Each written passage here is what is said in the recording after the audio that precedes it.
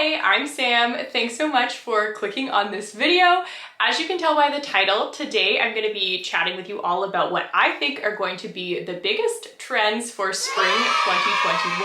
I have on my pastel floral dress for this occasion. If you're new here and you enjoy this video, don't forget to give it a thumbs up and click that subscribe button down below so you can join me every Wednesday as I post new videos.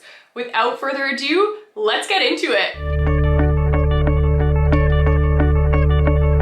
This first look, even though I do think that these kind of ruffled, big house dresses, as we called them last year, will be popular again this summer. They're so easy to wear and they're very comfortable. You know, you can wear them around the house if you want to. But I think the bigger trend that I've been seeing so far, and I think we will continue to see, are these loafers. So they have a fairly chunky heel, and these are just my Zara cheap version of the Prada loafers. So if you can afford those ones are obviously stunning. These are just the ones that I decided to pick up instead. But these shoes also do tie into another trend that I think we're going to be seeing everywhere this spring, and that is just these like white, regular, plain athletic socks. Mine are kind of like covered in dog hair, I apologize, but you can buy these for so cheap and they just look so cute underneath all different types of shoes. You'll notice in this video, I also wear them with my sneakers. Every millennial's favorite controversial trend of recent has been the wide leg pant.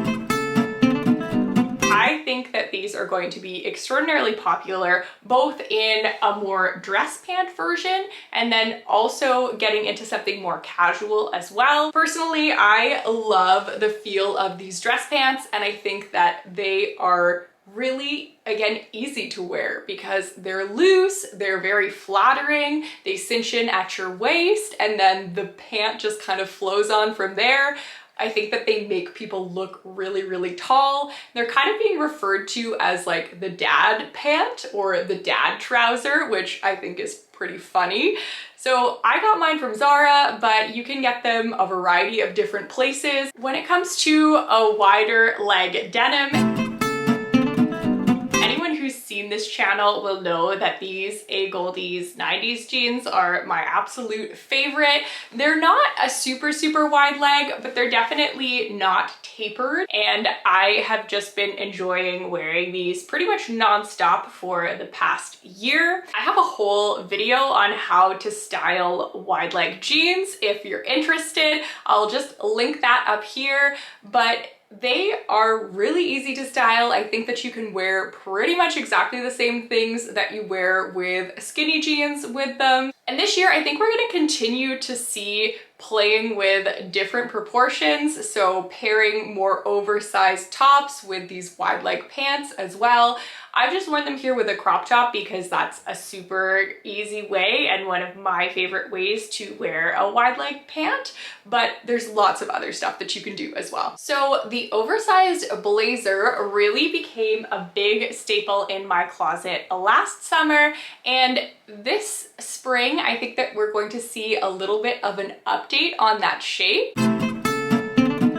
Of course, you can definitely just wear them open and loose, and that is definitely a way that I am going to be styling them as well. But adding a waist cinching belt, I think, is kind of a newer, trendier way to wear them moving into this spring. I've just styled this belt over top of the blazer, kind of tucked in as tight as it can go. Gives you a nice silhouette, and I've paired it with some biker shorts and then just those loafers again. I also put a bodysuit underneath because my blazer just like doesn't cover my chest otherwise, but your blazer might have a slightly different fit to it and that would be fine. I feel like having that belt does just give you a really nice shape and kind of makes it look a little bit more dressed up as well. This knitted romper, I definitely bought more for winter and I wore it over the holiday season. Like I wore it on Christmas Day. It was definitely very cozy, and at the time I wasn't really sure how exactly I was going to wear it, you know, outside of my house. I think that pairing this romper or even other knitted shorts with a big white boot is going to be a really popular look. I feel like it is kind of unexpected, and I think the first time that I saw somebody pair those big, tall, chunky boots with shorts or a romper, I thought that it looked kind of strange, but now it's really grown on me and I think that they look good with this romper, of course. And then I've also seen that paired with sweat sets as well. So moving into the spring, I think that, you know, we are not ready to give up all of our wonderful sweatpant sets that we've been wearing. Obviously, it's just such a comfortable option, but I do think that the short version instead of sweatpants is going to be a little bit more popular as we move into warmer weather, whether that be with a hoodie like what I'm wearing or a crew neck. And I like this paired with the boots as well, particularly where I live is quite rainy. So having like rain boots be stylish has been one of the best trends from last year that's carried forward. But I also do think that you can certainly wear it with sneakers, or even as the weather gets warmer and warmer and warmer, or if it's nicer where you live, you could wear it with slides or other kind of casual sandals as well. I've just paired it here with my Air Force Ones, and then of course the white high socks. Again, this is something that you will continue to see, you know, in many different outfits and worn many different ways over the spring. Well, we had one sweatsuit, so we might as well have two sweatsuits, but actually I wanted to add this in because of the color. I have seen more green this past couple of months than I have ever seen before. I think green is going to be one of the most popular colors for spring, whether that be like a sagey green like my sweatsuit, or something more mint, something pastel-y, even darker, deeper greens, and also bright, more vivid greens are something that I've been seeing tons of. So I think that as you're looking for kind of new pieces to add into your closet for next spring, you might be seeing a lot of green around, and even for someone like myself who mostly just wears neutrals, it's definitely calling to me this year. This next look is actually just the dress that I have on. And this is actually something I picked up secondhand at Value Village at the end of last summer, so I never really got a chance to wear it.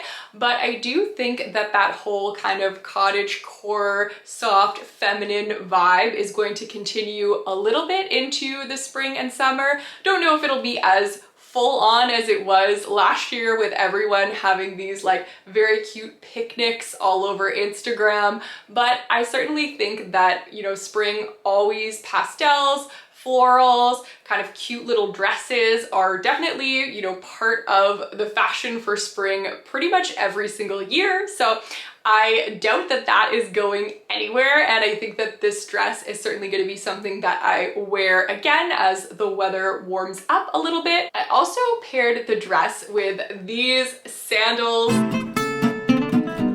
And if you have seen the Gucci platform slides all over Instagram like I have, then I'm sure you know exactly the look that I was going for with these. I think that they're going to be so cute paired with any type of like feminine style, even shorts as we go into spring of this year. So I can't wait until it's actually like warm enough outside for me to wear sandals. Another thing that I have been seeing tons of this year is silk or satin. So basically like any kind of luxurious shiny material that you can find. I just think that it's going to continue being very popular. I do have a little bit of it in my closet from last year, and I think that that vibe is just gonna continue going for now. Another thing left over from last year are these little tiny cute handbags that just go over your shoulder or you just carry them in your hand. They have still been all over the place, whether you have a designer one or something that's a lot more affordable. I do think that that is going to still be the way that everyone carries their things around for spring 2021. I hope that that was helpful to give you some ideas and inspiration for what you might want to start wearing over the next couple of months as the weather gets warmer wherever you live. I just cannot wait until we start seeing the sun a little bit more here in Vancouver. I'd also love to know down in the comments what trends you also think are going to be huge, what you maybe disagree with me about, or what you're hoping is going to be a big trend for the spring. Thanks again so much for watching, and I have an extra little bit of appreciation for everyone who stays right until the end of the video. So thank you for that, and I'll see you next week. Bye!